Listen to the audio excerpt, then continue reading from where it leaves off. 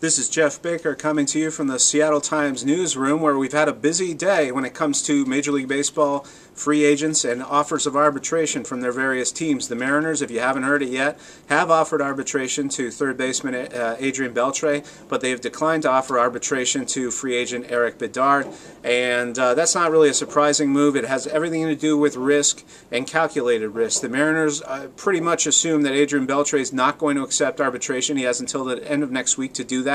If he were to accept the arbitration that's now on the table, the offer of it, the Mariners would probably be on the hook to him for about $12 million next season, maybe even more than $12 million next season. But there's a very good chance he's not going to accept. He wants a multi-year deal from another team, and he probably wants to get his bat out of Safeco Field, where it's struggled to produce the kind of power numbers that other teams look at when it comes to paying big bucks to free agent sluggers. Erik Bedard's a different story. Nobody knows when he'll be back on the mound, and it would be too much of a risk to risk that he would accept arbitration, and probably the Mariners would be on the hook to him then for about $8 million next season. Instead, they'll look to the Mariners to try to negotiate an incentive-laden contract with him, but there's going to be a lot of teams competing for his services.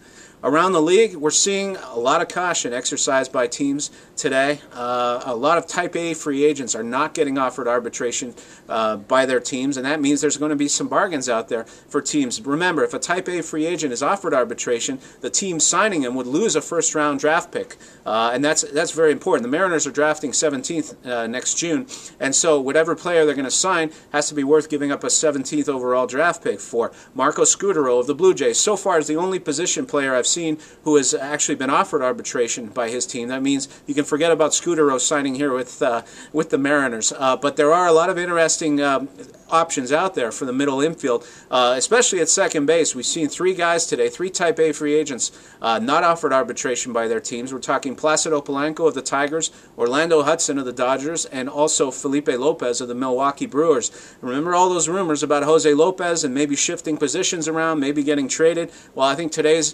decisions by the teams of those three guys I just mentioned maybe increases the chances of Lopez moving on, because either one of those three would be an interesting replacement for Lopez at second base, and then the Mariners could look to do something else with Jose Lopez, perhaps even trade him as part of a package for a much bigger return at other positions. We'll have to wait and see, but very interesting developments so far today around Major League Baseball. A lot of teams exercising a lot of caution, and that could lead to some bargains later on down the road.